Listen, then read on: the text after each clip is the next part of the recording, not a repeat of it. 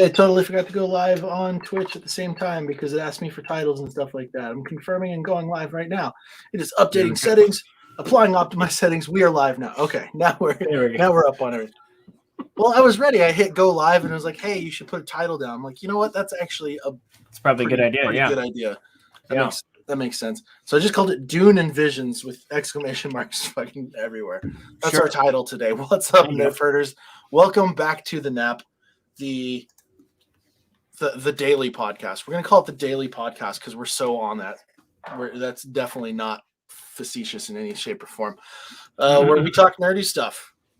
We're talking nerdy stuff. We've got some prime nerdy stuff. Something that I've been waiting to talk to Josh on for too long, and something Josh has been waiting to talk to me about for too long. We're going to be ahead of the curve one of these days, or at least on time when these new things come out. One of these days. I don't want to overpromise, but one of these days we're going to get there. Josh, how you doing today, man? Good.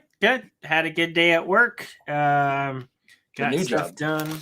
Yeah. The new job. Driving all over the place. So yeah, it's been good. How are you doing?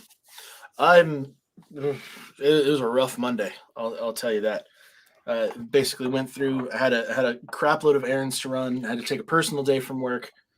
Got home, had to do a bunch of electrical work on the house because I've been having some weird issues, and it was kind of alluding to maybe some wiring problems. Turns out that it was basically no outlets in our basement were wired properly, so just pulling outlets and fixing wiring, and none of the breakers in our house that we are renting are labeled correctly. So spent a good amount of time trying to figure out breakers and all that crap. It was just a mess. And then the whole time I was thinking about our main topic today, which I think we're saving for last. But yeah, we caught Dune over the weekend, and that was and I'm excited to talk about that one. But I don't know that that's the order in which you have everything lined up for us today. No, so I was gonna. You've been wanting to talk about Visions for a while. I have been wanting to talk about Visions, so we'll kick off with Visions. Talk about Visions, yeah. Well, first off, for those who heard, I almost fell for it today, but this Friday is Disney Plus Day, and it just dropped that AMC is going to be holding. This is what they call it: surprise Disney Plus Day screenings. So they're going to do screenings for Pixar, Walt Disney Animation Studios, Disney, and Star Wars. And each of these screenings are like 2.5 hours long. So also talking AMC theaters, not the television network. Right. So AMC theaters, when you hear surprise Disney Plus Day screenings, you think, okay, so they're going to screen something new, Nope. It's a good deal. It's like $5. You get like a free poster and you get a free thing of popcorn and whatever, but it's not screenings of new stuff. It's screenings of fan favorites. So the Pixar, they're going to do a fan favorite Pixar movie. Star Wars will be a fan favorite Star Wars movie. But I was like, oh my gosh, the one theater in town has this. What are you doing, Seth? Was about to buy us tickets. Yeah. And then I saw the fan favorite thing. So all at the same time in my chat things when I was going through here, I saw like this saga of you going through being stupid excited and then being immediately heartbroken. Yeah, keyword stupid excited. But the interesting thing though, beginning November 12th, Shang-Chi and the Legend of the Ten Rings and other select Marvel Cinematic Universe movies will be available in IMAX's expanded aspect ratio for Disney Plus subscribers, which is pretty cool. I don't know if there's any like big IMAX fans out there, but that's actually pretty sweet. And then they're gonna have some deals that are going on. They're also doing like a lowered subscription price for 1 month. For your first month, basically, you can get in for $2, which is pretty cool. But yeah, like being able to, so like I was just talking about how I needed to give Shang-Chi another chance, and so you'll actually be able to watch it on the 12th, which is pretty sweet, and it'll be under like their normal, like without the exclusive access crap that they've been doing. Like it's past that time, so they're on and through. But Disney Plus is also where you will check out Star Wars Visions. So if you haven't, we're going to talk about it here for you today, and we're going to go into spoilers, so yes, we've been warned. Plenty of time has gone by. Plenty of time. If you haven't caught Star Wars Visions, Also, we're talking about an episodic series, but it's not episodic in some sort of linear storytelling way. We're talking about, I believe it was 9 episodes. Yeah, nine individual episodes. None of them are connected story wise. None of them are really connected to anything canonical that we are aware of. Other than like some cameo appearances from characters, but we don't know if those are actually considered canon. I haven't really been deep diving into it because that's kind of something that I'm sort of exhausted with as a Star Wars fan, is trying to keep track of what Disney decides is and isn't canon. I think in your brain, if you really liked it, just call it canon, and then if Disney does something that fucks with it, or like totally ignores something that's in there, it's like, well, that's disappointing, but that's still a good story to you. And speaking of good stories, we got some really good ones out of this series. I think we did. I think not all of them were great, and obviously some of them were not. You and I were not the planned demographic, the target audience for a couple of them. But I finally got a chance to watch them all. I was kind of dragging my feet on them. I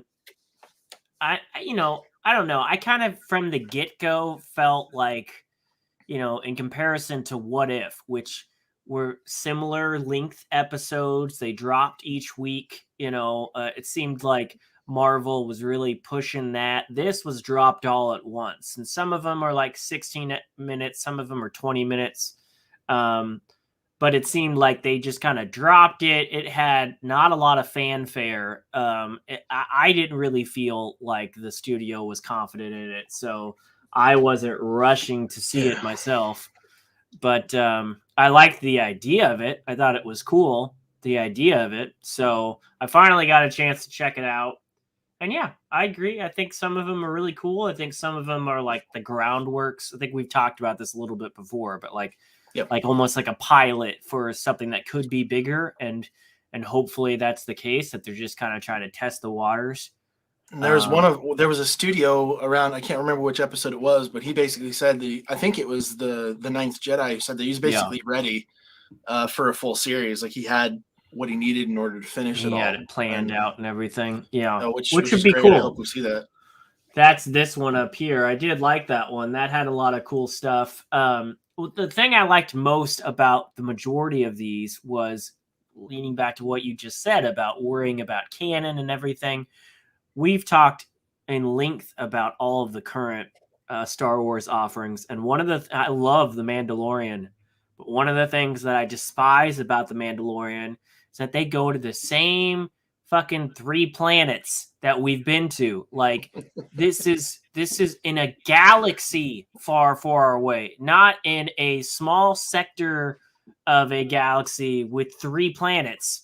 It's supposed to be a whole universe, and I get so sick and tired. And they did it here too. There's Tatooine Rhapsody. I just get tired when we go to the same places. So a lot of these episodes were clearly different places, new environments, so far disconnected that you could, based on the story, you might be able to piece together where in the mythos it lands. But because they're in distant planets and in races we haven't seen before, it felt like you could enjoy it without trying to be like, does this fit in with the narrative of here, or are they retconning this, or how does this make sense? And you just didn't have to do that. You were like, nope, this is totally different place, totally different people. It's in the same universe. Let's go with it. So I really like that aspect. Yeah, it's like a level of disconnection that allows you to kind of like really kind of breathe out, Okay, so right. I wanted to pull something up here, and it's actually not showing up. That was what I appreciated about it the most, is that, again, like just the level of exhaustion of trying to, just trying to explain to people who I know, who are like, because people ask me about Star Wars stuff regularly because they know I'm into that. Like I had a friend who reached out to me about Visions, and he was like, "Hey, where does Visions fall in like the timeline? Is this like more sequel stuff?" I was like, "No, this is completely independent. It has nothing to do. Like just go in and watch it and enjoy it. That is it. That is the only expectation they had to do." I mean, and it was similar for Mandalorian, but at the same time, I could also tell people, you know what, you don't have to know anything else about him. You know what, it was after Return of the Jedi. Go watch it. That was the end of it. You didn't have to watch Clone Wars to understand the Clone Wars tiebacks that they did in it. Like they played it enough to where it was there. Here, you didn't have to know anything about the Star Wars universe almost. Mm-hmm. Like there are Jedi, there are Sith, there are stormtroopers. That was it. Like it was really nice. You know what? I just realized how far away the mic is from me. I probably sounded like super far away that entire time. Strong voice. Okay, well there we go. I'm awesome. Yeah. Now I got to straighten out. The thing that I appreciated about it the most, though, was just like, I know that you're going to disagree with a certain aspect of it, but I really loved the ambition that they took with these. Like it was clear that Disney really kind of let them do almost pretty much whatever they wanted. And I really liked that. Like I liked that there were some unique stories in here. I know that there was a certain force power that you were pretty annoyed with was being seen, but like I kind of knew that was going to be a complaint for a lot of people when the trailer dropped. Because when I've watched the first trailer for this, we saw like in 3 different scenarios, they're like, okay, somebody stopped a lightsaber with the Force, somebody stopped a blaster bolt with the Force, and then it kept happening. I'm just like, well, we've got it was 9 different episodes, but it was 7 different studios who worked on all these. It seemed clear that Disney didn't tell them, like, all right, we're not going to tell you what the other guys are doing. We're not going to, like, you just do what you're going to do. Mm-hmm. And so I can let a lot of that go. But that looked like what Disney told them. And I'm sure and they delivered on it, and I really liked that they just kind of had free reign to just do whatever they wanted to do. The Twins was absolutely a ridiculous episode, but some of the stuff that we saw just around lightsabers and the technology was like, yeah, we're going wild. We're just like, whatever. There's no rules. Let's just go for it. And I love that they were allowed to actually do that.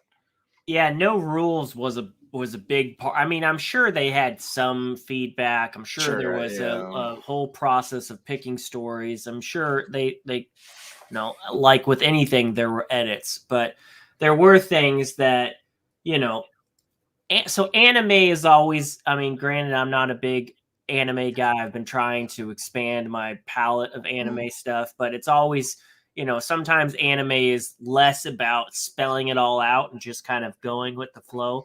And I did feel like that was the case with some of these. I'm not sure if it was the Twins or if it was another one, but there was a scene where like the bad guys grabbed the lightsaber and it went red, and a good guy grabbed this lightsaber. That was the 9th Jedi. And it went a different color than red. So all of a sudden, it wasn't necessarily the Kyber crystal or whatever. It was it was just the person. Like it was that because they're evil, it went red. Which, unless I'm forgetting something, like that's not necessarily. That's not how it works. Yeah. No, yeah. You're not wrong. So I mean, so that was like, okay. I mean, it's an animated type thing. But I mean, again, I'm not complaining. I didn't think. I think the Twins was one of my least favorite episodes, just because I thought it was all over the place. It was a bunch of one-liners and straight shots. But the thing that you mentioned with somebody pausing like a beam, like a shot or a phaser or whatever in the air, basically ever since Kylo did that, I feel like it just keeps on getting repeated. And granted, all these things are repeated, everything from the lightning in the hands to, whatever. But I'm like, okay, like you've beat that horse enough. It's less cool when we see it and you show the same frame, you pause it and they're holding it. And it's like, okay, we got it. Find more creative ways to do that. It was creative. I think most people were like, that was one of the coolest parts of Force Awakens because we hadn't seen that before. But now that we've seen it, we don't need to see it in everything. So, but I did like a lot of it. I thought a lot of, especially with some different creatures and whatnot. This was another one. I forgot the name of it, but I TOB1 or yeah, like at no point did they call him Toby, but I thought that's what they were gonna do. Yeah, it reminded me of what's that Capcom character that this looks like? I mean, it looked like Mega Man. Yeah, it looked like Mega Man, and so that's like I couldn't get past it, but I did like a lot of this stuff. I thought it was a lot. I recognized a lot of the anime styles from different things. I felt like they did a good job with showing us a lot of different styles, and the studios each had their own taste for it. It wasn't all in one style, or it wasn't all in the same tone either. There was more kid friendly tones, there was more serious tones. I thought it was really good. By the time I got through it all, I thought they all offered something special. So yeah. Something happened with our Twitch stream. We're just kind of audio only at the moment. I'm gonna try and fix that here real quick. What was like if you had to lay out what your like top episodes were, what would that be? I think my number one episode was Ninth Jedi. That was it felt like the most interesting story to me, like a lot of world building. It really did feel like it was a pilot for something more. I wanted more, and when I heard that, oh yeah, this guy has plans or has an idea for more, if it's given the chance, I was like, yeah, let's do that. I think that's awesome. I thought The Village Bride was another great one. Which is not on this. We got the Elder Twins and I think The Village Bride is the only one I don't have a picture for. I thought the Elder one was interesting. It was over too fast. It was over too fast, but I liked the Padawan master relationship. It was that's the one I really want to see a show on. I really thought that a cool series would be something that just plays off of that, because obviously we got that in the prequels an awful lot with Anakin and Obi-Wan, or Obi-Wan and Qui-Gon or something like that.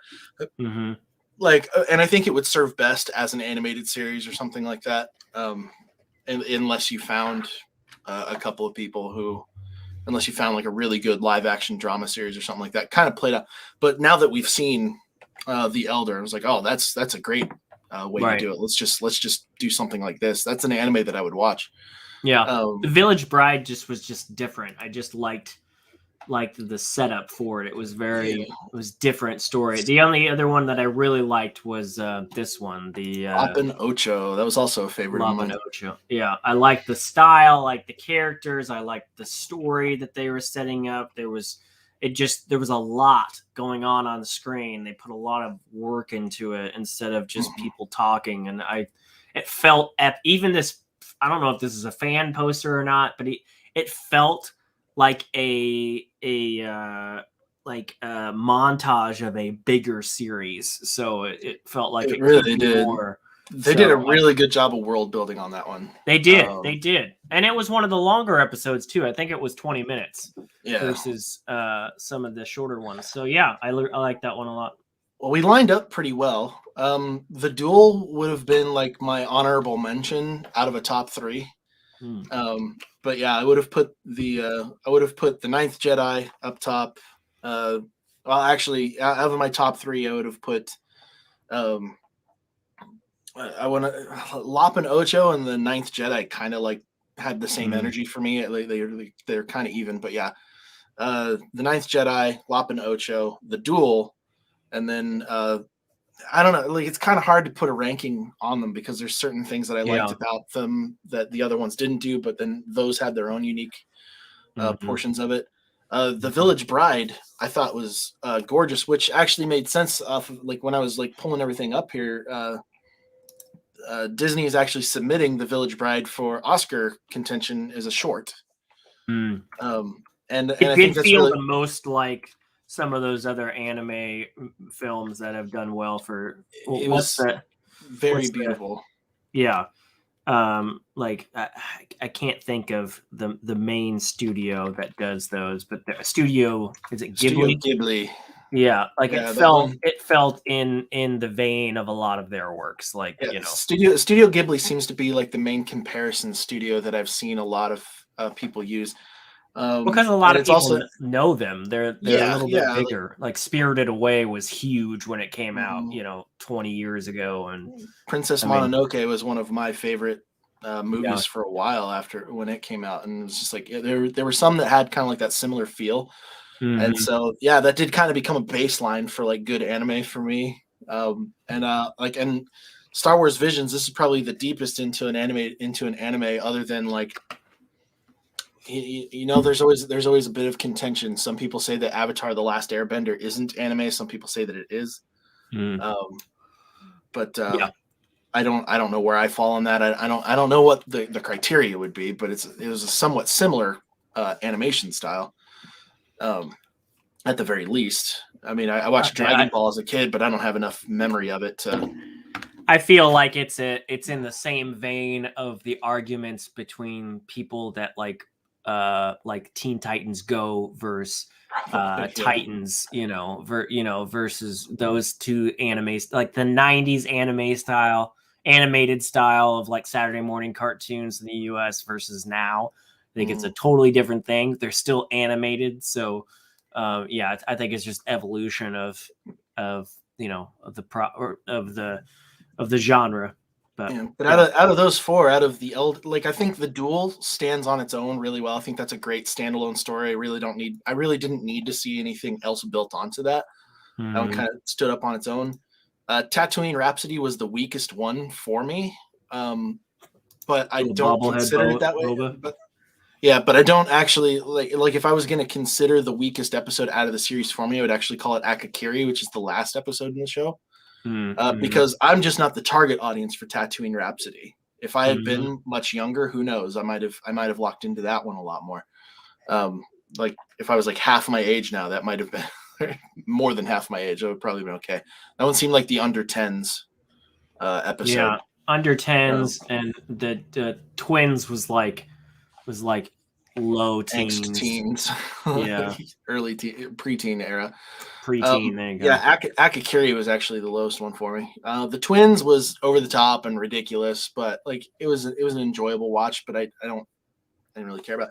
And then The Village Bride, which again I was like, you know what? Like it's weird about these Disney Plus series when they come out with them. Episode 4 always seems to be like a game changer for them or something like that. They did it with Loki. They did it with WandaVision. They did it with Captain America and with Falcon and the Winter Soldier. And then they came out with Village Bride on this one. Like again, the Duel was a great opening, and I really appreciated it. And then Tatooine Rhapsody and the twins were like, all right. And then the Village Bride comes out. I was like, that's gorgeous. Like that's awesome. Like here we go. And it's like this is the exact opposite of what you should be doing, Disney. You need to be really like putting out the bangers like in the beginning to get people hooked in. Well, and I think that's probably why they dropped it all at once, so that if the Duel wasn't your style, then maybe the next one. I do wish they would have all gotten a little room to breathe on their own, like maybe not weekly, but daily, or something. Yeah, that would have been cool. I think this could have warranted daily, but I do understand if I had seen the first couple of these, Duel and Tatooine Rhapsody, and it was a weekly thing, I would have been like, yeah, I'm not coming back. But being able to be then followed up with twins after that, you'd be like, oh man, 3 weeks in, and this is. But then Village Bride was great, Ninth Jedi was great, and then I just kept on. The Elder was great, so it was a matter of, let's click the next one. It's only 16 minutes. Let's just check out the next one, and so yeah. TOP1 was actually like that one had a very interesting premise. I just don't think that they executed it well. Like that one had a very interesting premise. I think if they had done it in a more mature way, I think it would have been a little bit better. That one, but that one was another one where it was like aimed towards a younger audience. I like unfortunately that one also lands pretty low on the scale as far as like ratings. We're going. The top rated out of the entire series was The Ninth Jedi, according to IMDb. The Ninth Jedi got an 8.6, followed closely by The Duel at 8.5, and then The Elder at 8.0. And then it looks like The Village Bride at 7.5, Lapin Ocho 7.3, and then 5s and 6s for the remaining episodes of the show. Where are you seeing these ratings? Is this on Disney Plus? This is IMDb. Oh, okay. Gotcha. That tends to be the one that I'll look at first. Rotten Tomatoes seems to be both, but they didn't actually have anything for it, so. I just didn't know if Disney Plus had an actual internal rating system or not. No, and thankfully not. I feel like that'd be kind of rough. But yeah, when I look up here, let's see, what's the overall consent? So yeah, the entire show, they didn't do it episodically, but the entire show got a 7.2 out of 10 on IMDb, and then a 96% on Rotten Tomatoes. So an average audience score was 70%. The average tomato meter was 96%. And I like numbers. Like, it's an arbitrary number for as a Star Wars fan, but I like looking in on stuff like that. I definitely fell more into like the closer, like I wouldn't give it a 7 out of 10 as an overall series, because like that's not fair. Like, these weren't connected stories. So I would take like the overall arcing 70% average audience score as a with a grain of salt. And there's also not a critic score on here. Because it didn't. I guess I don't understand why they wouldn't do it that way. But yeah, if I saw 7.2 out of 10 on IMDb as an overall, I'd be like, that's not fair. You need to go in and like really jump in there, because they had some big actors. They had some big credits in this too. I mean, we had Simu Liu, Alison Brie, Karen Fukuhara, David Harbour, Tamara Morrison, Joseph Gordon-Levitt. Like there were like some big names attached to this. Neil Patrick Harris was in on this one. Let's see if we got a couple others in here. There's one other, Kyle Chandler, who's we've been seeing him a lot lately. And then it looks like we're jumping into the foreign cast here. I'm not going to recognize, or I'm not even going to try and pronounce some of their names. I'd butcher them. That'd be rude. Yeah, it was cool. They had Tamara Morrison back for Boba Fett, and when I heard about that, I was like, "Oh, that's gonna be great." And then he had like a couple lines in one of the weakest episodes for me. So, yeah, I was like, I was kind of sad. I was sad that was the cash in that they had for Boba Fett on that one, but yeah, I think if like Disney was going to be like, "Hey, we're going to give you a series for the Ninth Jedi," I'd be like, "Yeah, sold. I'm in." Yeah. Let me see it. You could do that for The Elder. You could do it for Lapin Ocho. You could do it for The Village Bride, and I'd be like, all right, awesome. Here we go. Yeah, even if it was like a mini or like a movie length divided into episodes or something, I think that would be really cool. Yeah, movies would be great. Like, or just like an occasional short film. Like just put it down that way. It's like not even as a series for a show. It's like, hey, we'll do like 4 a year. I'd be like, right, oh, sweet, because these take a really fucking long time to make, and so having them, like, I mean, we'll end up with a wait, kind of like our main story here. If we were going to be like, hey, we want like a new series every year, be like, all right, well, we're gonna like, you're not going to get any other animated stuff. Then we have to put like everything into this now. Right.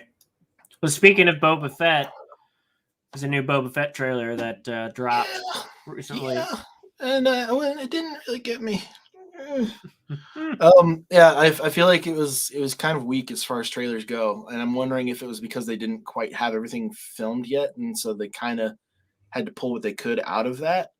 It's a teaser trailer, isn't it? It's a teaser trailer, but it just didn't tease me very well. Like, if they go in the direction that I think they're going to go, where it's going to be kind of mobster-esque, like if we're getting like a Star Wars mob movie, I'm like, all right, let's see that. Definitely kind of had that vibe, that Godfather vibe, that mobster mafia vibe, which would be interesting to see. But also, like, I don't view Boba Fett as Don Corleone or anything like that. Like, so I mean, it's gonna be kind of a weird, kind of a weird thing to see for his character. But I'm still excited to see the show, because I was never somebody who like jumped onto the Boba Fett hype train. I wasn't somebody who was like, oh my God, Boba Fett's the coolest character in Star Wars and all this stuff. I wasn't ever on board with that. He's definitely a cool character. but the coolest, and like everybody was like freaking out. They were all in tears when Boba Fett came back in The Mandalorian. Everybody's like losing their minds. It was just like, I'm excited to see that, but like he wasn't a character that I connected with too well.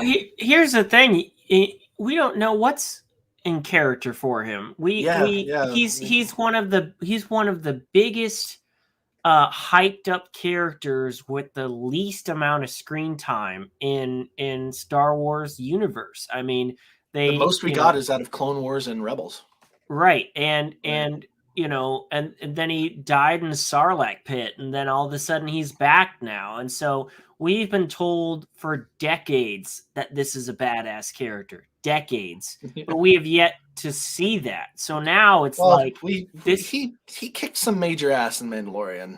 I mean, he had a rocket launcher in his knee. It was like, he had the one scene while he was walking around in his robes that I think they were hoping to make him look less like chubby Boba.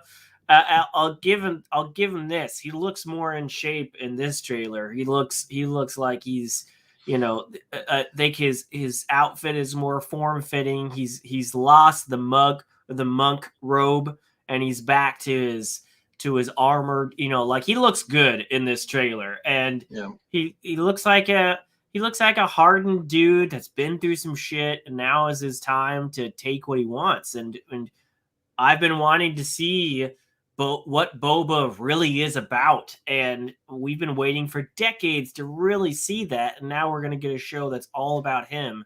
So I'll be interested to see what it's all about. I thought it was like, I didn't come out of that trailer being like, yeah, let's go, but I was teased enough to be like, all right. Like, I think we talked about it a while back when people were like, they're gonna have Mandalorian season 3 and this come out by the end of this year. Both of you and I talked, it's probably not gonna happen. They're gonna have Boba as like a filler until we get season 3 of Mandalorian, and that's definitely what's happening. But I think it could be a good story. I'd rather see a cool, series just of Boba than flash to him every once in a while in between Mandalorian scenes. So I just hope they don't treat it like a filler, like I hope that this it's a standalone story. I don't really want to see I don't want to see Mando in it at all. Like, I don't want to see Din Djarin show up. I would hope not. I would hope it's not just a series of cameos from Mandalorian. I'd rather it just be him. Yeah. I really don't want to see any major cameos in this at all. Yeah, I want to see, like, you've got a major character as the head. Like, as as we've stated, they've made him up to be a badass for decades. And it's like, all right, so you've got a major Star Wars character now leading a show. This is the first show where a major known Star Wars character is leading it since the Disney Plus era has come in. And he's first a villain. Into it. And he's a villain. So he's a simple man trying to make his way in the universe, man. I wouldn't call him a villain. I wouldn't call him a hero. I wouldn't call him not a bounty hunter in the trailer. I would call him a product of the underworld, and this underworld we've been teased for so long, and every time we get close to a project coming out to really highlight that underworld, it gets pulled. That Section 1313 was like really, like, everybody was freaking out about that for a long time. That got shut down. I wanted that, so I still want that. Everybody does. I mean, we got parts and bits of it through Clone Wars, but now this is a live action series.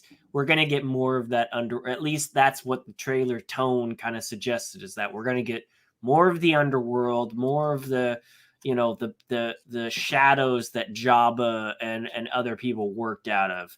And if anybody knows that those shadows, well, it's going to be Boba. So, yeah, it will be kind of cool to see some more of the underworld, especially like with the with sort of the vision that was existing around Darth Maul's character. Now he's obviously, spoiler alert, he's obviously not alive in this portion of the timeline. If you've only seen the movies, you don't know that he actually was alive up until Rebels, but so he actually survived the prequel era, and And apparently there's a Darth Maul series in development. Well, which there should be. I mean, like we had at the end of the Solo film, we had him make an appearance, and it would be cool to see. Like, a lot of people weren't hot about that, but I thought as far as world building went, it was like, yeah, it's pretty good. It's fine. But seeing Darth Maul show up in that, like, I thought he looked great. Well, everybody that had followed the Clone Wars were like, yes, finally, confirmed. Clone Wars are Clone Wars, but until it's big on the big screen and live action, it's not confirmed. This confirmed the canon. So I've also got a little bit of a crush on Emilia Clarke, and since she had such a connection to him in that movie, I'd be like, all right, if there was gonna be a series like that, and she was coming back, I'm in. I'll watch her. I don't think most people liked most of that movie, so I don't know if they'll ever touch that again. But who knows? I didn't think it wasn't nearly as bad as the last or the Rise of Skywalker. Yeah, and it did answer amazing questions like where that pair of dice come from. That haunted me since my childhood. of where did Han Solo get those dice from? And now I know, and I feel fulfilled. So I thought Glover did great in it. I thought he did I thought he did a good Lando. Like, I thought, it was an enjoyable watch, and I didn't end that movie being like, come on. I didn't hate it. It wasn't a Last Jedi moment for me. It wasn't a face palm at the end of as soon as the credits showed up. You're like, oh my god, Disney, what are you doing? Why are you doing this to us? But anyway, I don't know. Let's see, when does Boba Fett start? That's December 17th. The book of Boba Fett. It's probably sooner than that. Well, December 29th, even 29th. Later. Jeez, okay. So barely at the end of this year. Barely. I remember they said fourth quarter, but it must got pushed back or something. Either way, it's something, and I'd rather it be something Star Wars that looks fun, and it looks fun. So. We also got a Morbius trailer if you felt like watching that. I don't know if you saw that trailer, but I did. Yeah, felt like an extension of the first trailer. And it's part of our next talk. Is all things Spider-Man related. Yeah. They dropped a new poster for Spider-Man No Way Home. This is an official poster, and in the trailer we saw Doc Ock come back, and we saw a little pumpkin. We heard a laugh, and people are like, "Is that who I think it is?" And this poster seems to confirm that looks like the Willem Dafoe version of his character. So, and then behind him over here is some sand. So, if one could speculate that all three villains from the Tobey Maguire universe could be making an appearance here. So yeah, and then but though especially good, and I know that you wanted to talk about this for a while. I still have not seen Venom or Venom 2. I was not excited about it because I wasn't excited at the end of Venom 1. I was like, this is okay, but like I'm like, eh. Venom also Venom is a character that it's tough to. My expectations were high because he's such a big character in the comic universe. Like in the Spider-Man universe, as well, but like in the comic universe, the symbiote and the effects that Venom has is insane. And then the Spider-Man cartoon, like Venom was a great villain in that, and a long-standing villain in that. And so like the expectations were high, so I just wasn't like super stoked about it.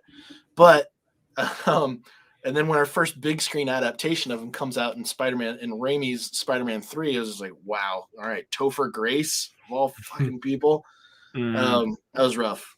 And so when they announced Hardy was coming out, I was like, oh, okay, well, we'll see how this goes. I think he did way fucking better. Way better than the Raimi 3 version. But we saw, I still haven't seen it, but this got spoiled for me on Twitter. You wanted to talk about it. There was an end credit scene for Venom 2. And paints a pretty big picture for what the future of Sony and Marvel's cooperation is going to be, or at least in regards to Spider-Man. Yeah, well, I think it's very telling that Venom versus Carnage was in theaters. Venom versus Carnage was a movie in theaters, but when that movie came out, what everybody was talking about was the end credits scene and nothing to do with Carnage, because they shit the bed with Carnage. It was a shitty fucking movie. Dude, when I saw Woody Harrelson for it, I was just like, oh no. I still believe that Woody Harrelson could have pulled it off. I just believe that the movie itself was terrible. But he's to just put a little he's bow just not my on first choice for a serial killer. I mean, after seeing True Detective, I'd be like, all right, pretty badass. Natural Born Killers. But, he's done it before, but yeah, but I just anyway. The end credit scene was like a emergence of universes or whatever, and suddenly Venom and Tom Hardy are in a room looking at the Daily Bugle, and it's the same report of Peter Parker is Spider-Man, and suddenly Venom's all horny to go eat up Spider-Man. And this is my problem, okay? This is my I get it. Sony and Marvel are about to split ways. We've seen in the trailer for No Way Home, there's a lot of Sony movie references. They're bringing back Electro. They're bringing back the Tobey Maguire versions. It's clearly leaning towards we're going back to the Sonyverse. Then in the Morbius trailer you just mentioned, there's references to the older Spider-Man movies in there, the web, all this stuff. They're clearly leaning towards that. My problem with then throwing Venom into that mix is that for the last two movies, you've told us, guys, you need to move on. The symbiote story, the black suit Spider-Man, the origin of Venom that you're used to with Spider-Man, we're retconning that. We're not doing that anymore. Okay, fine. If that's the mindset I have to be in to watch your movies, I've grown to accept it. That doesn't mean I like the movies. The movies are still shit to me, but I've at least known that that's the mindset you want me to be. But then when you have this scene and you have Venom licking the screen saying, let's go eat this guy, why? Like, why? Yeah. What is his attraction to Spider-Man? He has no attraction or even knowledge of who he is, let alone a reason to go attack him. So why is he suddenly, let's go get Spider-Man? He doesn't know who Spider-Man is. Yeah, I didn't get that. I mean, they were proceeding it by saying that the symbiote has like a huge amount of knowledge about all this stuff, and I'm wondering if maybe this is a reach, but I'm wondering if maybe when the multiverse is like fused and all this stuff, his knowledge like connected to the Venom that had existed in the Raimi universe, and you just saw the Spider-Man suit, and he's just like, "Hey, I ain't finished with this fuck yet." Like that's the only thing that I could think of. I've heard that theory, but it's such a reach. It's such a reach. Like I get it. I am all for Sony going hard with their universe. I mean, let's do everything. You want to do Morbius? Fuck yeah. You want to do Craven? Fuck yeah. Let's do everything. Just do it. Just go hard. Just commit. I liked many things of the Amazing Spider-Man universe. I think what they did with Gwen Stacy was amazing. I loved that. I loved that they went hard on Gwen Stacy before even touching Mary Jane, and I wanted a third movie. So now this is your third incarnation of Spider-Man. With the help of the MCU, you've got a solid foundation. You can go so far. You can take that foundation and run with it. Don't fuck it up. Go hard. I mean, you introduce all the shit you want. Don't fuck it up. Don't make us regret this in 5 years, like everybody expects you to, including Kevin Feige. Like just try to make it work. There's a real risk though that I'm seeing. It's got me pretty concerned. I just realized that I'm only Man, that's pretty upsetting. I just realized that I've been broadcasting in just people's left ear on Twitch for a while now. So you're coming in on stereo, but I'm only on people's left ear right now. Wonder if I've gotten any comments for that. Nope, not yet. We're good. That's the good ear. That's the good ear. The concern that I have is that, and it might just be because Shang-Chi kind of let me down a little bit, just a little bit. Black Widow let me down more. And you haven't even seen Eternals. And I haven't seen Eternals yet, but nobody's given me good hopes about it, which is really sad. Because the cosmic side I can't wait to talk to you about that. I've been talking to Mark the cosmic side of the Marvel cinematic or the Marvel universe is like my favorite part. Like we got an announcement recently that they've casted for Adam Warlock, which is really exciting because he's an amazing character in the comic universe.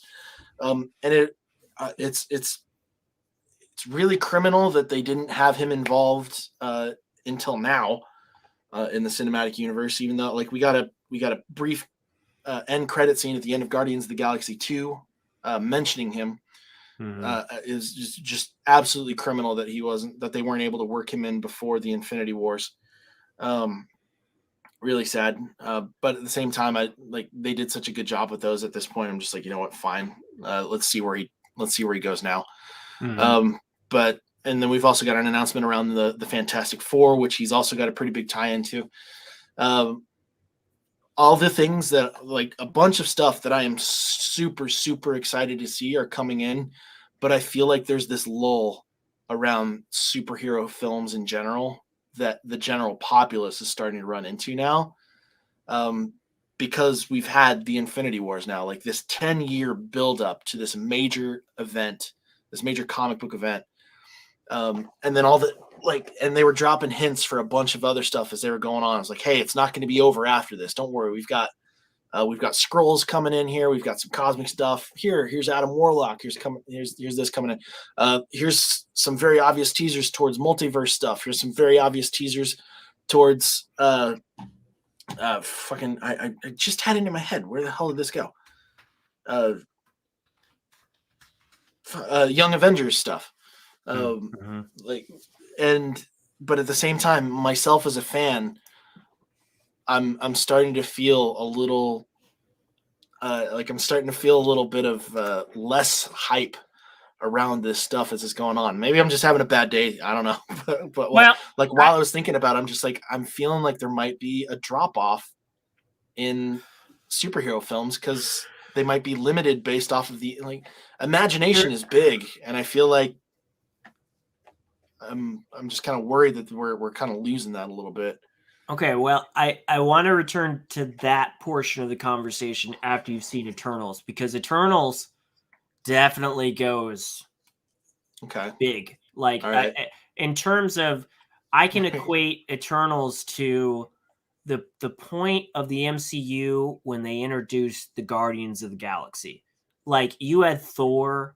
Thor was the big off-world, thing, but it was still very Earth-related, When they brought in Guardians of the Galaxy, you went way off the current thing, and they made it work. I don't think Eternals worked, but Eternals to me is their latest. Okay, we're going heavy into comics lore, probably farther and more crazier, more cosmic than they've ever gone before. I don't think it worked. And that's my expectation too, but I'm worried. But I'll be interested to see what you think, because I think the problem is superhero movies are still doing gangbusters. They're still the biggest films box office wise. They're bringing in people. I think the issue is not that people aren't ready for them and wanting them. I think it still feels like we're in the fallout of Endgame. I'm waiting for the movie, and we've had some series that have hinted towards things, but I'm waiting for the in-theaters experience of, oh, this is where the MCU is heading. Because I've yet to see that. Black Widow in the past. Shang-Chi, I didn't really tease enough for us. I liked parts of it, but it didn't feel like, oh, this is the launching pad for the next phase. Like, I know they're not doing phases really anymore, but people keep on referencing phase 4 because that's they keep on referencing it.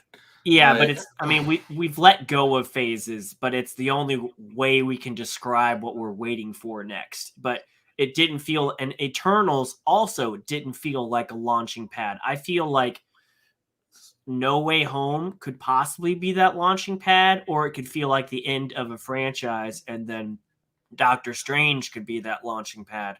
But we're still in that fallout that everything is just so jumbled. It doesn't feel like it's building towards something new.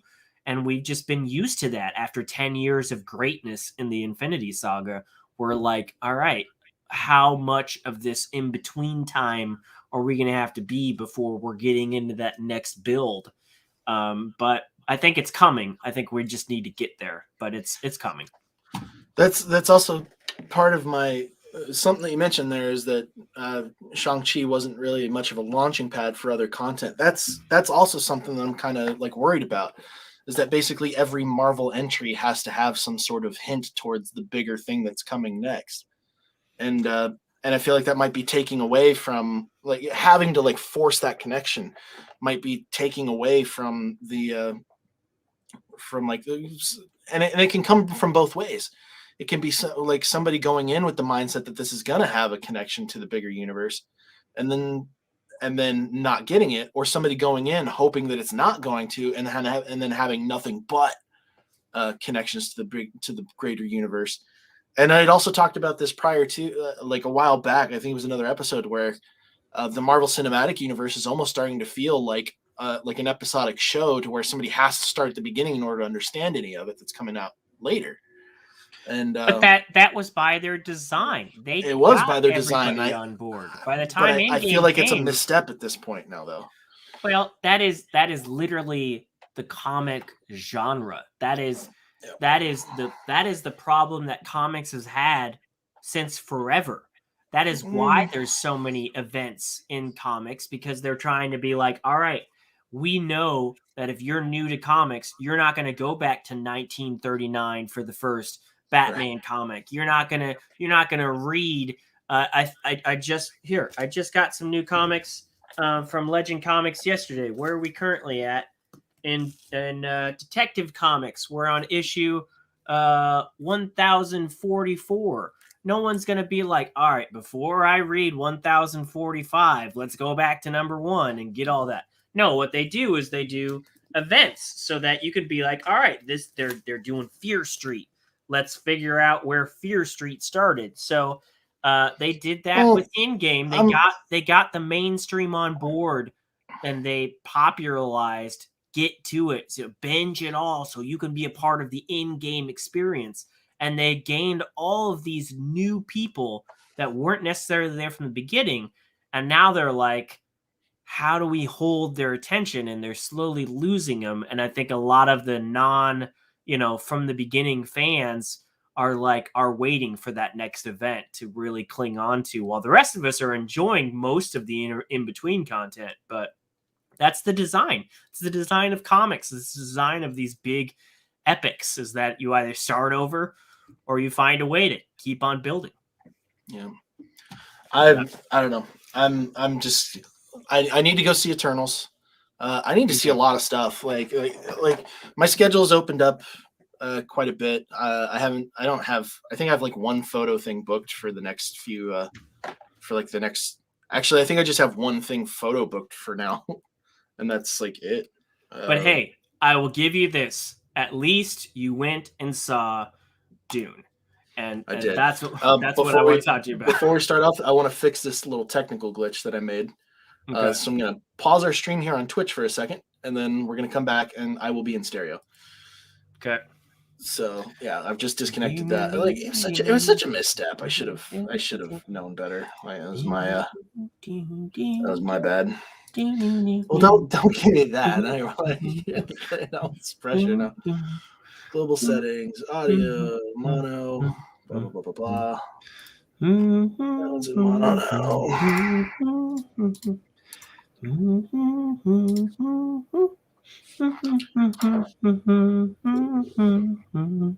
you gotta stop. You gotta stop. You're killing me here. I was almost through the whole thing. It was. Oh my god, you're still not doing it. What's your? Oh yeah, you are. That's mono. Okay, cool. We're good. All right. Now we'll go back up live. Dune. You know what? We're not talking about visions anymore. So, Dune review. Much anticipated.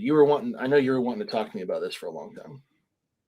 Yeah. And we're back up on Twitch. Now we're in mono. You can hear me in both ears now. That's very sexy. Sorry about both that. ears stereo. Very sorry about that. I did not mean to miss it. Like I peeked over at one point and I saw I had two audio bars on you and then just one on mine. I'm like, oh, that's weird. Oh no. You have to restart the whole thing when you're going. Mm-hmm. But Dune was the big thing that like our actual review pretty close to the release time, kinda. Well, at least closer than Visions. So so here we are. We're gonna kick it off. So you saw Dune in the theater or no, at home? I set it up. I had like our full stereo set up. I had a projector, so I had it on a super big screen. And I'm really glad that I did that because my God, this movie is gorgeous. Absolutely gorgeous. I had the sound up maybe a little bit too loud, but fuck the neighbors for right now. Like as soon as I saw Hans Zimmer was attached to this, I was like, all right, I'm gonna crank this because I want that music. And rightly so because that paid off really well. Yeah, I don't know where do you want to start because you're more of an expert in the Dune universe than I am. So well, let's just talk about let's just continue on that for a second. I saw it at the theaters. I found the biggest screen in town that I could find it on. It wasn't IMAX, but it's the 85-foot ACX theater. It's the closest thing to Dolby we have. It's brand new.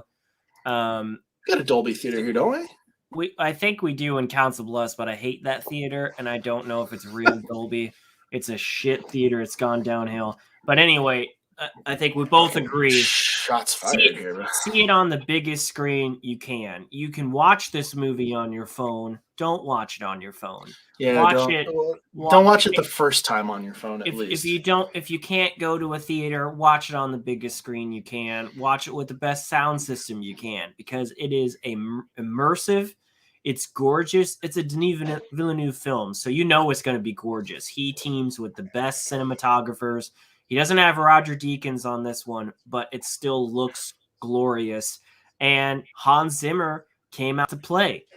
He wasn't recycling his old. Bless you. I didn't feel like he was recycling his old themes as much as he has in the past. For example, it's had some similar sounds in there for sure. Yeah. But that's fair. Like for example, Hans Zimmer just did No Time to Die, which also came out this fall. Granted, No Time to Die was supposed to come out a long time ago. There were straight up pulls from his Dark Knight score in No Time to Die. You could hear his older scores in that. When he did Wonder Woman 84, he pulled from his previous Batman v Superman score, and he pulled from other composers from like Sunshine and stuff. So I love Hans Zimmer, but there are times when he phones it in. In this movie, I didn't feel like he phoned it in. It felt fresh. No. It felt immersive. It definitely felt like it was made for this story, and it was epic. It was epic. But yeah, do you want to do like a non-spoiler talk, or do you just want to get straight into it?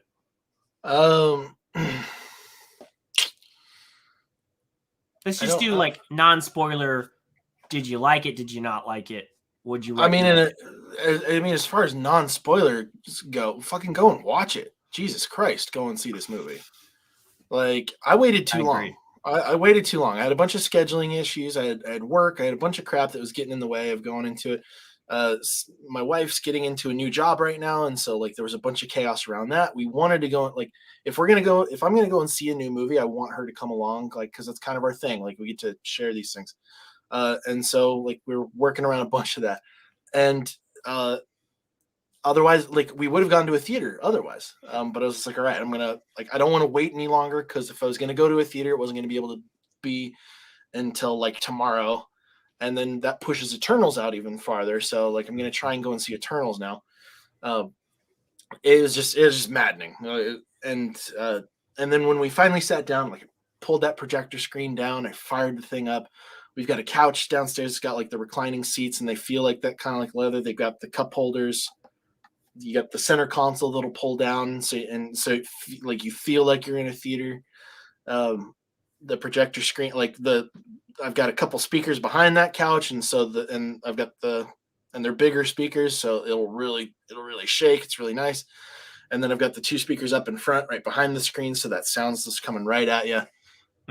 Is the closest to a theater element. And I don't use it enough. I really need to use it more, especially after watching it last night like that. It was perfect. It was like, I mean, as perfect as it could be at home. And my God, coming from an aspiring filmmaker, this movie is shot beautifully. It is so clean. It like, in the first 10 minutes of the movie, like, that was a message that I had typed out to you. It was sitting in a draft for forever. I was like, dude, this movie is fucking crispy as shit. Like it was the cleanest, most beautiful film process that I've seen. It's like so polished. And I love that about it. And it, like, I don't know if the original project before its delay would have looked quite as good. I don't know if, like, they took some extra time to, like, work on it after COVID delays and all that shit was going on. As far as I know, as far as I know, I don't remember reading that they were using that time to continue working on it, because that would have just driven up the budget that much more. Right. But yeah. I don't know. Who knows? They could have. I don't know, but it was, oh man, visually stunning. Absolutely stunning. And again, like you said, the sound, both the sound design and the score, gorgeous, absolutely gorgeous, very immersive. The imaginative nature.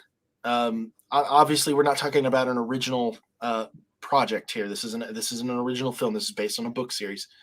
And this is the first half of the first book of that series. Let's not get too deep in that just yet. I'm not going to call that a spoiler, but this is part 1. We've got a part 2 that's coming in October of 2023. And then it sounds like there's some fuckery that was going on around whether or not we would even get one. I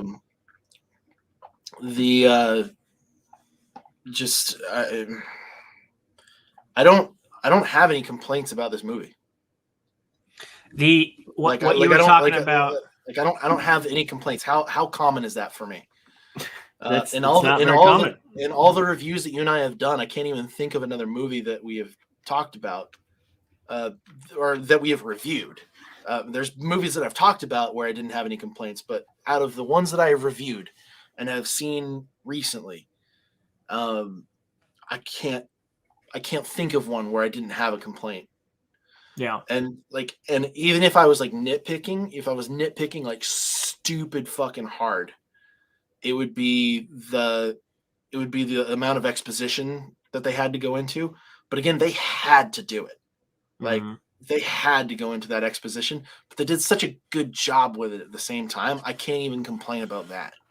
I think there's a lot of, we'll get into spoilers here in a second, but I think there was a lot of concern, and I've heard from some people that haven't seen it yet that were hesitant. There was a lot of articles that came out, especially after this was being shown in some of the film festivals, that this was the most Dune any Dune film has ever been. This is the most ambitious and true to form adaptation. This is the most rich version of the story. It's very rich. It's very heavy in story. However, I know 3 different people, different ages, different likes, different backgrounds, that had no idea what Dune was. They've never seen the miniseries. They've never seen the 1984 Lynch film. They've never read the books. And they were able to follow this story along perfectly. I think there was a lot of... I've heard a lot of suggestion, that you can't follow this film, or that it's too much. It's not. It's epic. It's rich. It's immersive. And those three people all came back to me saying, holy shit, you weren't lying when you said that Star Wars and Game of Thrones and all these other epic properties were inspired by Dune, because they were. George Lucas has gone on record to say that Dune brought heavy inspiration to Star Wars, and you can see, and we'll get into that in a second. But if that's what's holding you back, please go see it. It's worth it. It's so worth it. And I can't suggest it high enough. But we already talked about seeing it in the theaters. Please go see it in the theaters, or see it in a bigger screen if you can.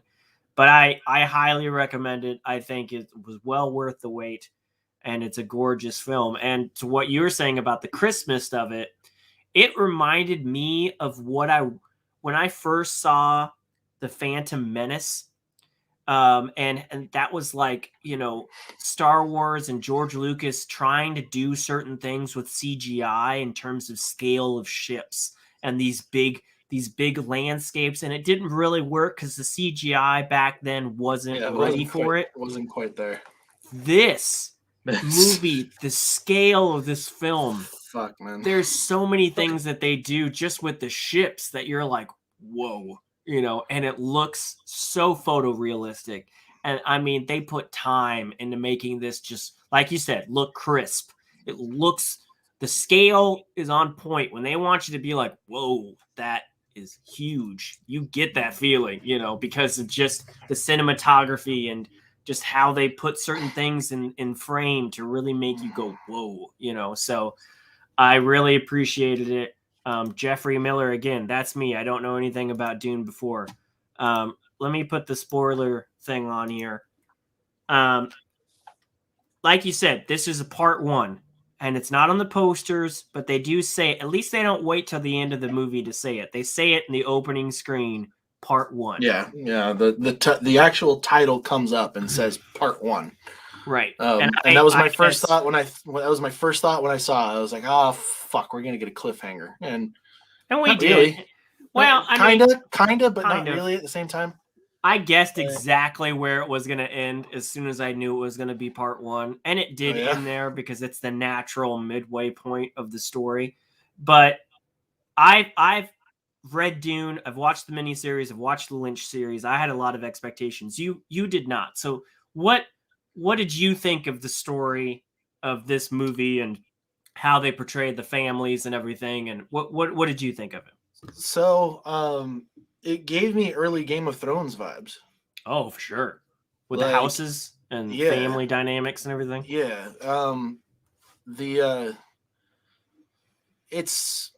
I haven't done a lot of research. I really should. I kind of want to read the books. The books are a lot. Yeah, I'm sure they are. I mean, Game of Thrones levels exactly, but the movie was a lot. The movie was a lot, yeah. But even George R.R. Martin apparently has said that he pulled inspiration from Dune around his book series. Mm-hmm. It's kind of obvious that's what's happened. I will say that this is far more interesting to me than Game of Thrones because we're talking about a sci-fi world rather than an ancient fantasy world. I've always been more into sci-fi than I have been into fantasy, so I've got a little bit of a bias there. But this also, if this tanks as bad as season 8 of Game of Thrones did, I'm gonna rethink my thought on this, on watching shit. Just gonna be like, you know what? I'm fucking done. I'm over. This is it. Where we get like a really, really good opening gambit, and then a really fun midway point, and then they fucking don't stick the landing. I'm gonna be done watching stuff on screens. I'm just gonna go back to books and comics. It was really interesting, the scale in which this universe is. They did a good job of establishing sort of this universe. I guess now that I think of it, I do have a couple complaints, but it's not necessarily about the film itself. It's more that I didn't get to see it and that I didn't get some questions answered,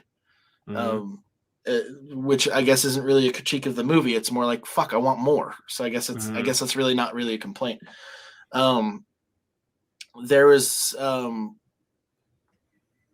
there's a lot that's obviously pulled from like a lot of it felt like it pulls from Islam a lot.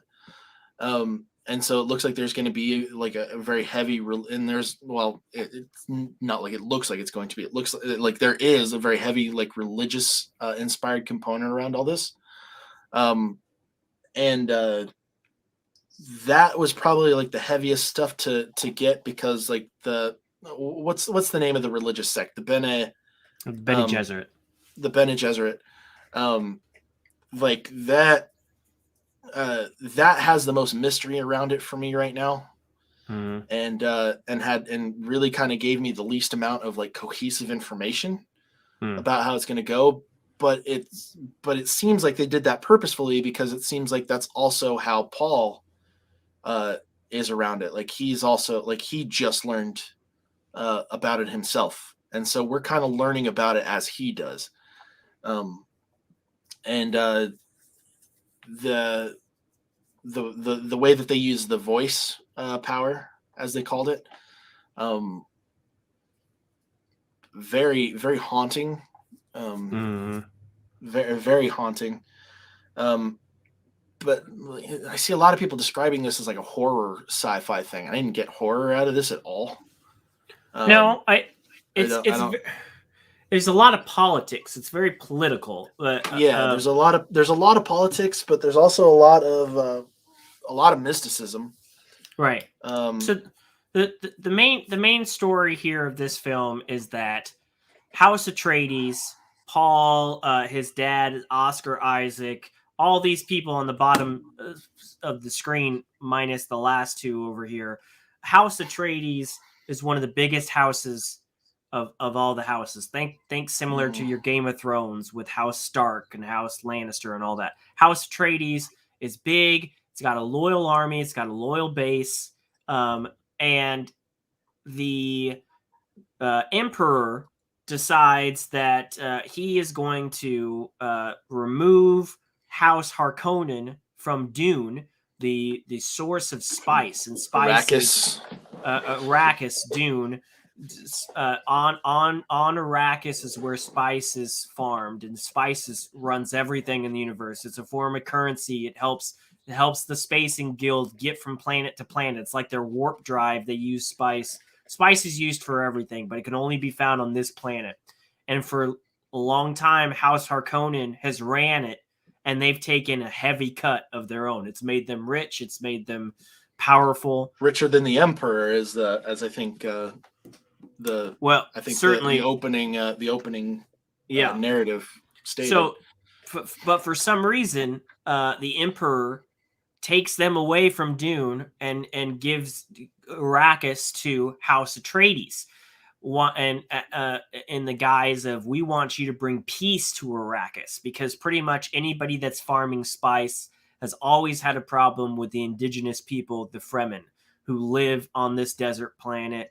That's their home, and they've always clashed with whatever house has been farming the spice. Little does House Atreides know, it's all a setup. The Emperor doesn't like how popular House Atreides has been, and he's setting them up to die. He sends them as a kind of a backwards way to cross him and then kill off that family and give it back to the Harkonnens. So why didn't he just kill House Atreides? I don't know, but that's how he wanted to do it. Meanwhile, Paul Atreides is the son. He's the firstborn, only born son of House Atreides. His mother is a Bene Gesserit witch.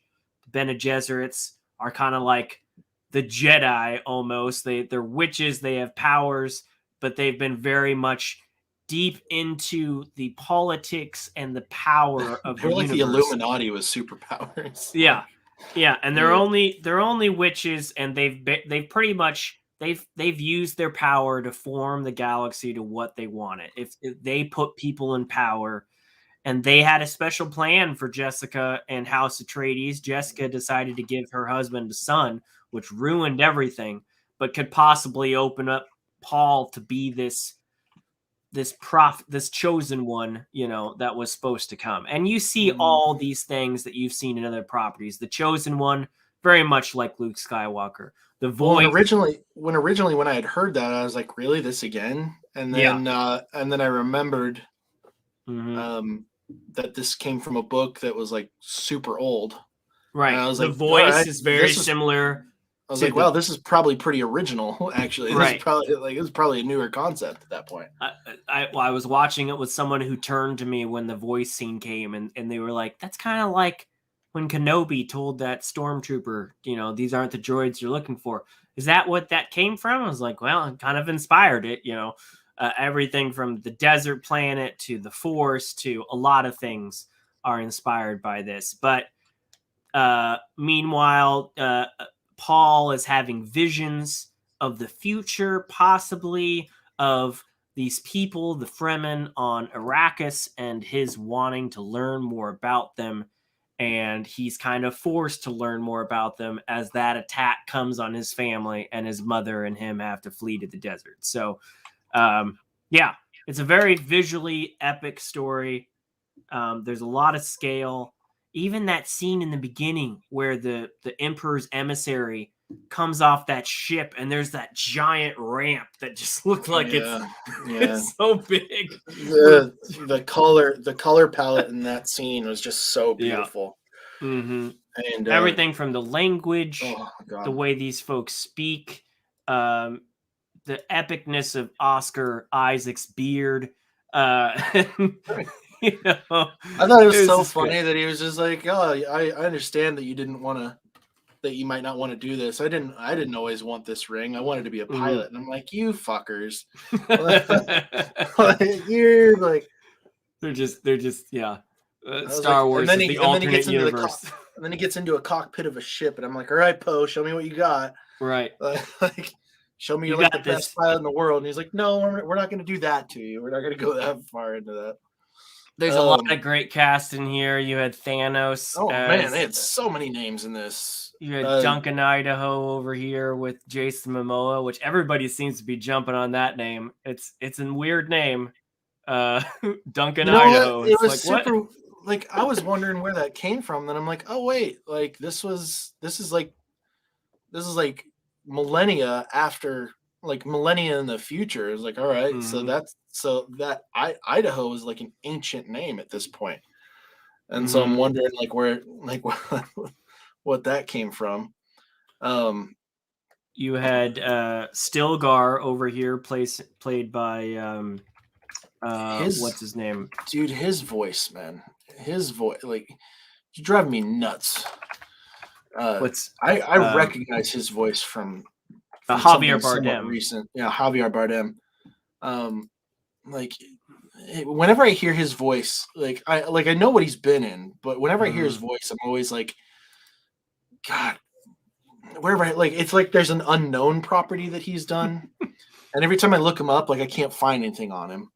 I mean, No Country for Old Men is always Skyfall are some of his biggest things, but it's just like I heard his voice in something like it might have been an animated property or something like that, and he played I'm sure he could be wrong, like he probably didn't, but I'll hear his voice and I'm just like, fuck, what character did he play? And it drives me nuts because I remember seeing him No Country for Old Men, the Bond. He's one of the more recent Bond villains. He was in the latest Pirates of the Caribbean. I'm just like, I also think he might have been he might have done voice for a video game character or something like that. Maybe he's been in a lot of properties for sure. Like, I'm looking through here again. I'm just like trying to find it. Yeah, like I'm going through his IMDb again, just trying to see if he pops in here somewhere. He's a great. But I've gone way too far down. Thanos and Aquaman. Yeah, no, it's. There's, and then of course you had Zendaya, which a lot of people were like, we barely got any of Zendaya. Well, she's more in the second half of the story. Yeah, that became clear. It was like I remember seeing, nothing in his IMDb is showing up as the one that I probably think of. The only voice credit that shows up in here for Javier Bardem is Automata. He plays Blue Robot. and that's not what I'm thinking about. It's gonna drive me nuts. Like now I gotta figure out what actor it was for that voice for this character that I can't remember. It's gotta. Man, like I said, there's a lot of people that I know that there's a lot of people I know that have seen this movie and were able to follow it a lot. They were able to make it through the film. I think there's a lot missing from the film that I've seen in other versions of it. For example, do you know what this guy is? No, but I knew. But like when he did that, I figured that he was using some sort of superpower of some kind.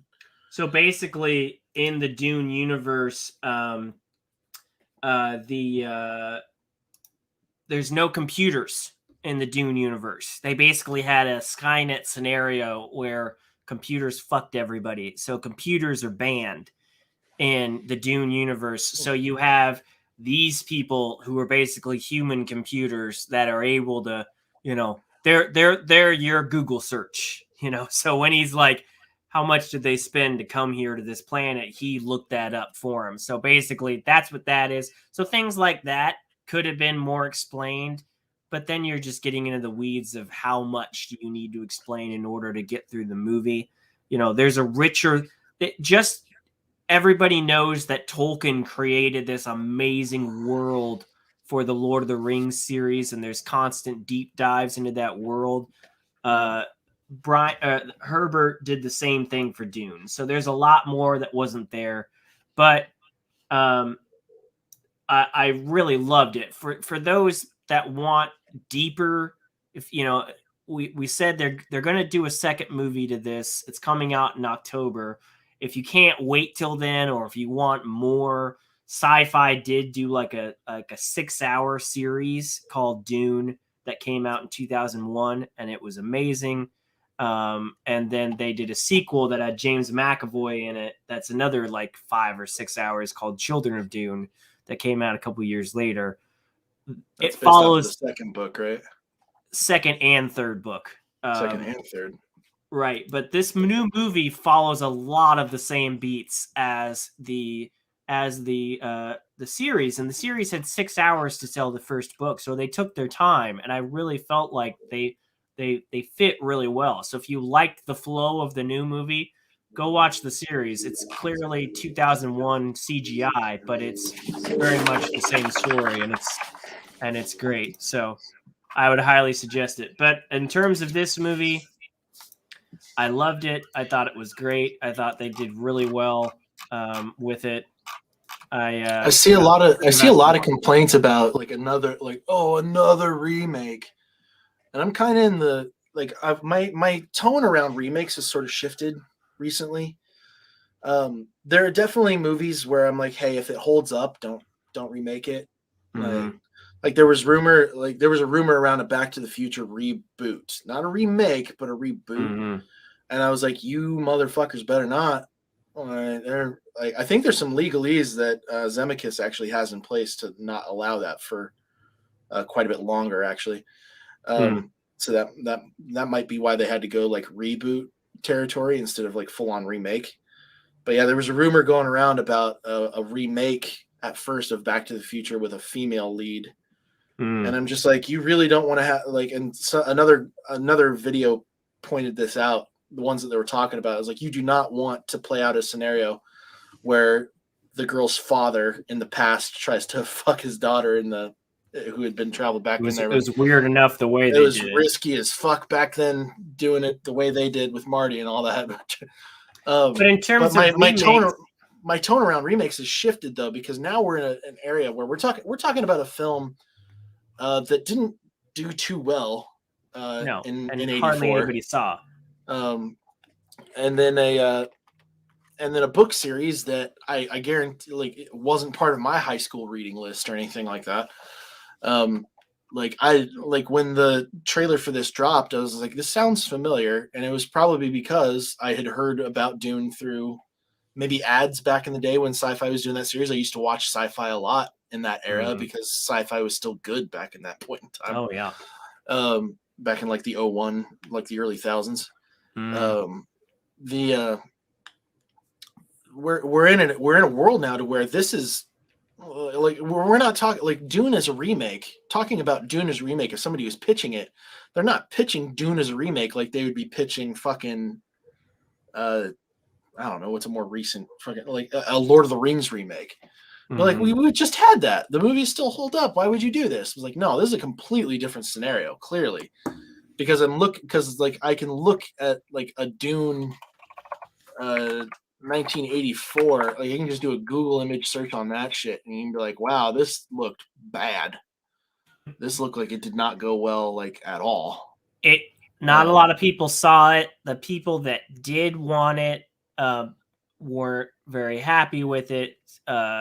David Lynch is an iconic filmmaker, but he definitely has his own style. And it was, I mean, a similar thing would be like how people love the Batman 89 film and Batman Returns.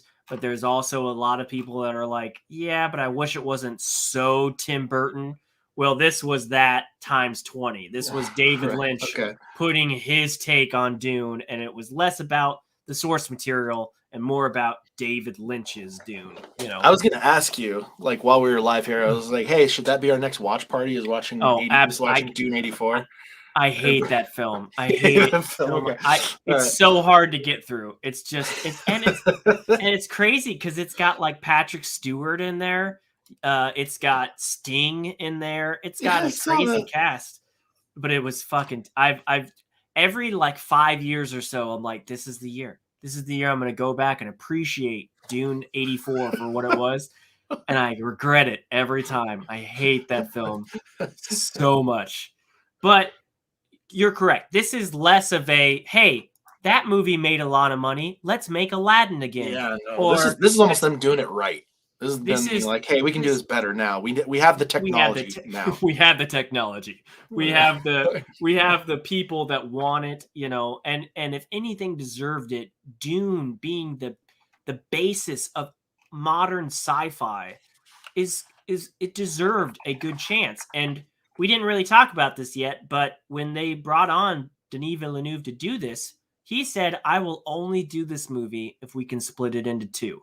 He didn't want, it's an epic book. He didn't want to put it into one. But then they fucked around with whether or not the second one was actually going to do it. They kind of held the second one hostage and said, well, after Blade Runner 2049, which a lot of people consider to be an amazing film, critic-wise, it was received very well, but it didn't make a lot of money.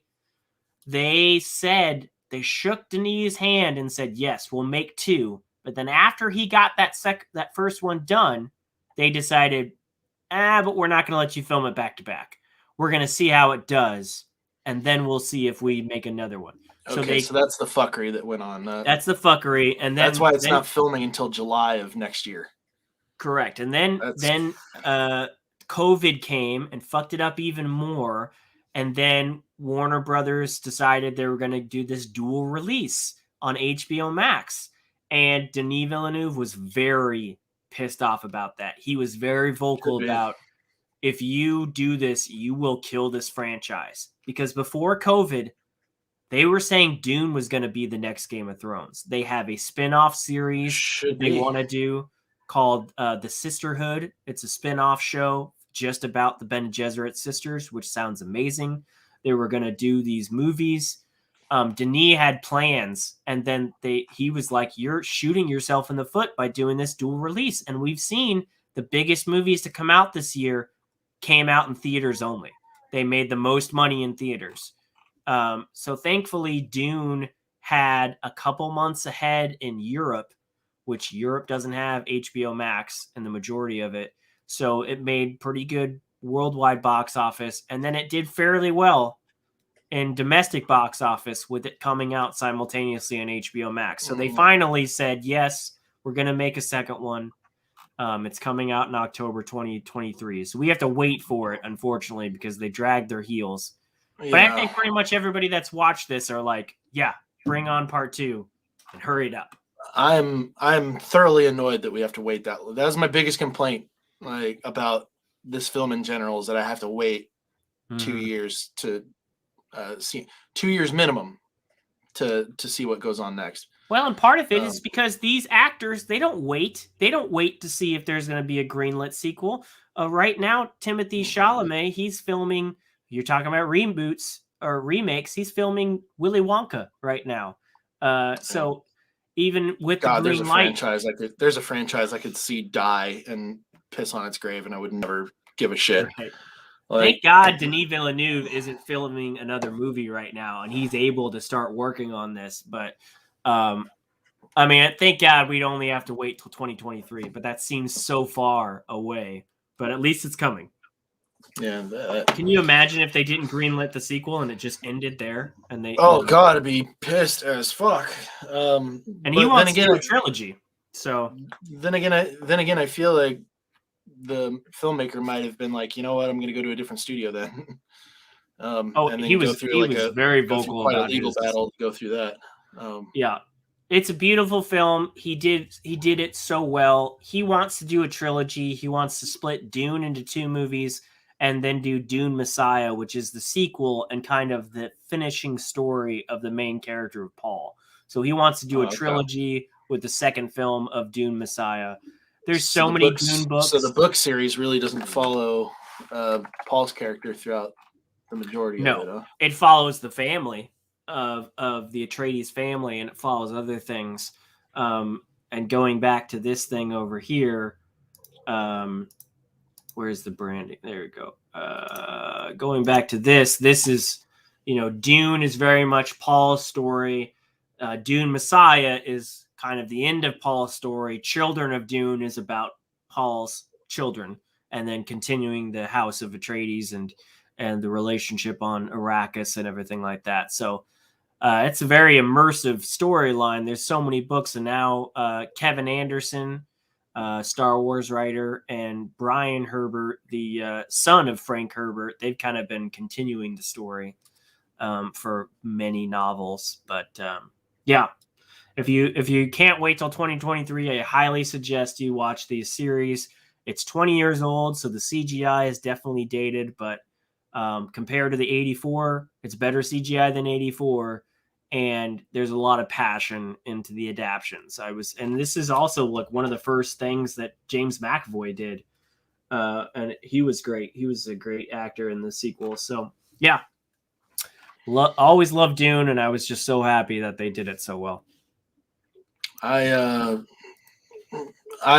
honestly, I couldn't be happier with this film. I'm so glad that this is like one of those movies where it's like, you know what, now that I've seen it, I got to keep watching it. Mm-hmm. And you just like I want to go and see it in an IMAX theater while it's still playing.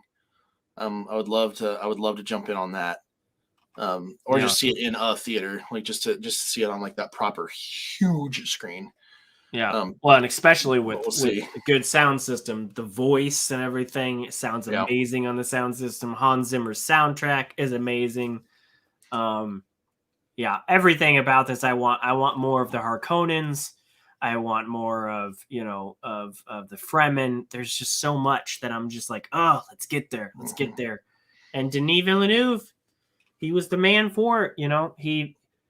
He cut a lot, and this is a long film, but man, having just watched Eternals is like 30 minutes shorter, and it felt like 2 hours longer.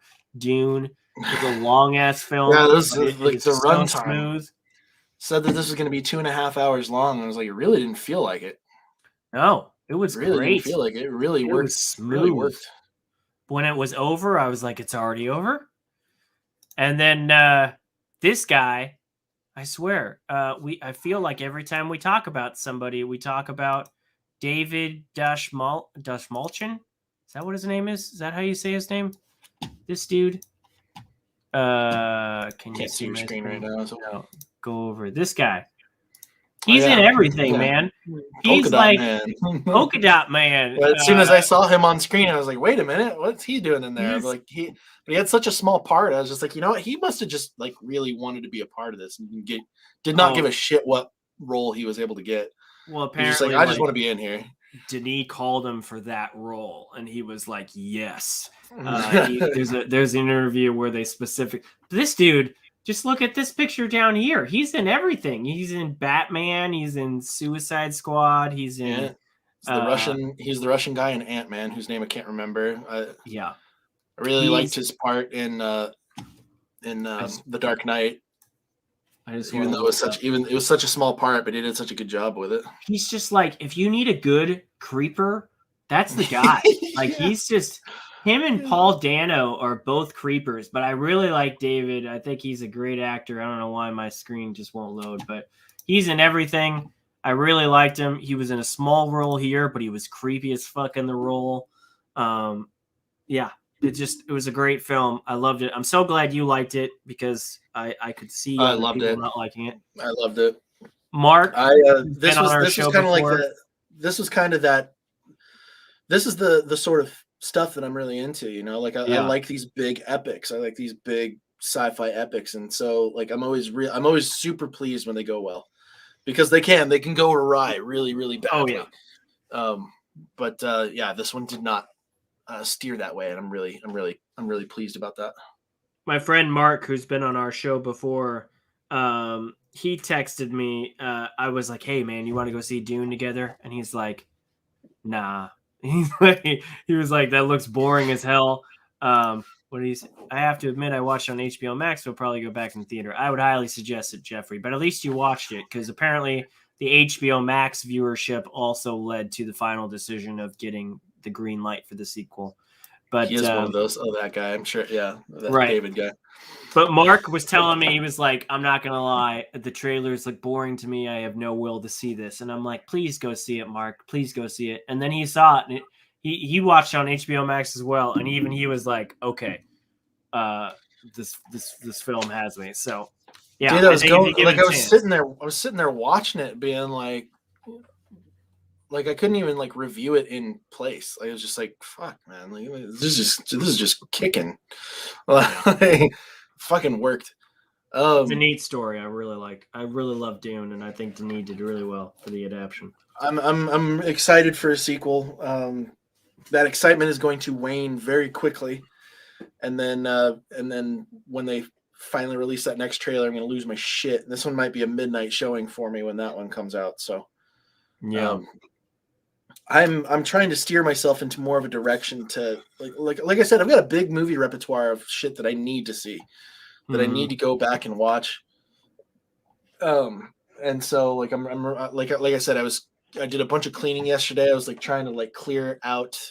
I cleared out the space so we could watch it on this projector setup. And I want to use that for more stuff. Cat didn't attack the screen at all while we were watching. That was great, because unfortunately it's not secured to anything. So when it's pulled down, even gusts of air and shit like that'll like blow it around and shit. But yeah, it was like a perfect viewing experience. I won't call it a perfect film, but it's as close to perfect as I've ever seen. I highly loved it. The things that I thought were missing from it were because I've seen more of it and I just wanted more. But I was glad that I expected myself to get it, but other people to be like, "What?" And I was glad to have other people that have never heard of Dune, or at least never seen any Dune, and were able to follow it. Because that's your biggest concern, right? Is when you do something faithful to a big book and then they can't follow. But yeah. But hey, man, I think Dune is the last. I'm pretty sure Dune is the last major movie to get a dual release. I don't think there's anything coming that's as big as Dune that's coming out on certainly not as big as Dune. I think HBO Max still has some stuff that they're dual releasing. I don't think so. I think this was the last one for HBO Max that I can think of. I wonder if I can search that HBO Max. I know Disney doesn't have anything else coming. A lot of people were telling HBO Max to renege on this and change. But yeah, HBO Max 2022 is all in theaters. They're not doing the dual release anymore. So I can't think of another. I hope that this isn't a dual release. Oh, The Matrix. Never mind. Matrix, yeah, it's in there. Dual release. I forgot about that. I was going to say, I thought they had a few. Like, as soon as it pulled it up here, like, is that Matrix still coming out on here. I forgot that that's coming out this year. Yeah. I wouldn't call The Matrix 4 as big as Dune, though. Well, it's still a major studio movie. I think it's still a major studio movie, but after 2 and 3, I don't think fans are quite as like, oh shit. I hope it. I think Warner Brothers hopes you're wrong. I hope it does as well. Yeah, but Disney is clearly not doing that anymore. Shang-Chi was in theaters only. Eternals was in theaters only. So, brother, you're gonna have to get back to seeing it the week of if we're gonna stay on top of this. Yeah. I gotta jump on that. Another big thing of it is money, and I'm hopefully I'm solving that particular problem here pretty soon. But yeah, there's a lot that I need to catch up on. They're coming out in droves now. I still haven't seen Antlers yet, and I need to get out and see that. There's so many movies now. Yeah, we had this dry spell, and now they're all back. That one's looking more horror than I'm used to, so I'm still iffy about that one. But we'll see how that goes. But until that time, we're gonna be bolstering our. Like I said, I'm gonna be trying to catch stuff on time so we can jump on this stuff right away. We need to get some like proper like video reviews made up for our YouTube channel rather than just live. So it's like if you catch something and I don't, we just need to have you jump in there and be like, all right, I'm gonna do a review. Seth's fucking late to the train again. just dive right in there, and then we can talk about it on the podcast. Like maybe I don't know.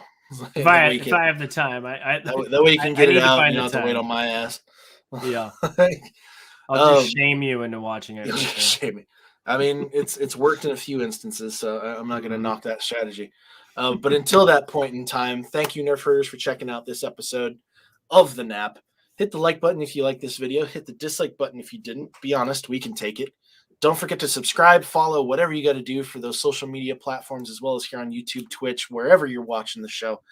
And do not be afraid to comment. Hit us up. We want to have you guys be a part of the conversation. Hit us up in those comments. Hit us up on social media. Just like tell us what you want to see. Tell us something that you might want us to review. We'll see if we can give it a go. And maybe we'll have some watch parties again here in the future for you. Maybe it'll be maybe we need to find like a horrible Christmas movie to watch or something like that. That'd be pretty fun. But or a horrible new. There's another Home Alone coming out, and that looks terrible. Oh God, it looks awful. There's a remake world where I'm like, God, you gotta stop this shit. Just stop. And it's connected too. Me. It's connected. Oh, it's connected too? Yeah. There's the older brother. The older brother from the original family is the cop in the new one. They even zoom in on his name tag and everything. And I'm like, no. Stop. I don't need a Home Alone connected universe. They've made like 2 other Home Alone movies after I know. Home Alone 1 and 2, and the 2 didn't even do as good as 1. How many shitty parents do we have to watch? Oh my God. Terrible. All right. Thanks for tuning in, Nerf Herders. We will catch you again soon. See ya.